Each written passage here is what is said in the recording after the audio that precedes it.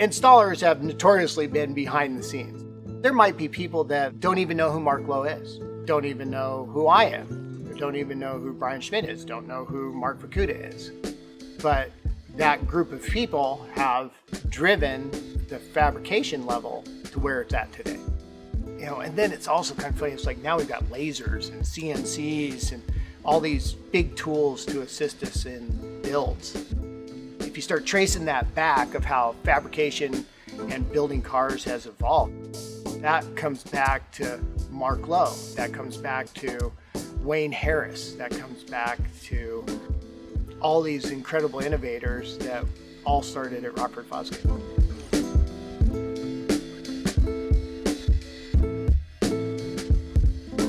Hi, my name is Rick Jones.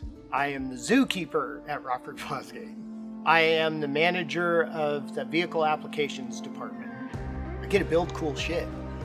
It's pretty much the bottom line. Audio has been my passion since I was probably about 12. My dad took me to a Fleetwood Mac concert, and shockingly enough, the power went out. And sure enough, no mic, no speakers, and Stevie Nicks sang. And I remember this so vividly, the feeling, the sensation, the emotion that music can influence people. My fascination with taking stuff apart, putting it back together, I don't even really know where that comes from. I was a horrible student. I did not test well, I did not learn well from a book, and that was all through high school. So I had purchased some stereo gear from this shop in Boulder and just asked them if I'd come hang out and sweep the floors. That turned into, within 2 years, I was managing one of their stores and building high-end multi-amplifier, multi-speaker systems. I built a Corvette, and that was my first car that I ever built that made it into a magazine.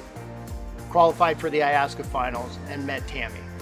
Tammy Lowe is now the director of marketing for Rockford Fosgate. She came up and introduced herself and was talking about this team that Rockford was putting together called Team America. It was kind of, oh my God, you work at Rockford Fosgate. It was one of those moments for me as an installer. And she's like, I'd like you to be part of it. We'll give you a cool jacket and you get some discounted products and a sticker. And I was like, right on. After meeting Tammy and becoming part of Team America, I was fortunate enough that I ended up meeting Mark Lowe, and we hit it off. I don't even know how to describe what a talented guy that was, or an innovator. I laugh that Mark Lowe is like the Kevin Bacon of car stereo installers. There is nobody that has ever built anything or done anything of any importance in car audio doesn't have 7 degrees of separation from Mark Lowe. Late 92, Mark called me up and was like, hey, you interested in coming to Tempe and working for Rockford? I think he offered me the position in June, and I think I started here in July. I didn't even know how much I was making. It was that kind of deal. You going to Rockford Fosgate? Cool, I'm out. It's such an honor.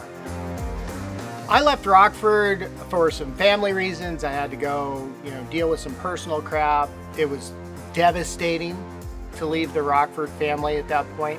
I did end up going to work still in the car audio industry. So I built vehicles for Panasonic. I built vehicles for Gatorade. I built vehicles for Nike. I built vehicles for Coke. It was always the experience of the music. My favorite build on my hiatus from Rockford was the Alma Gates build.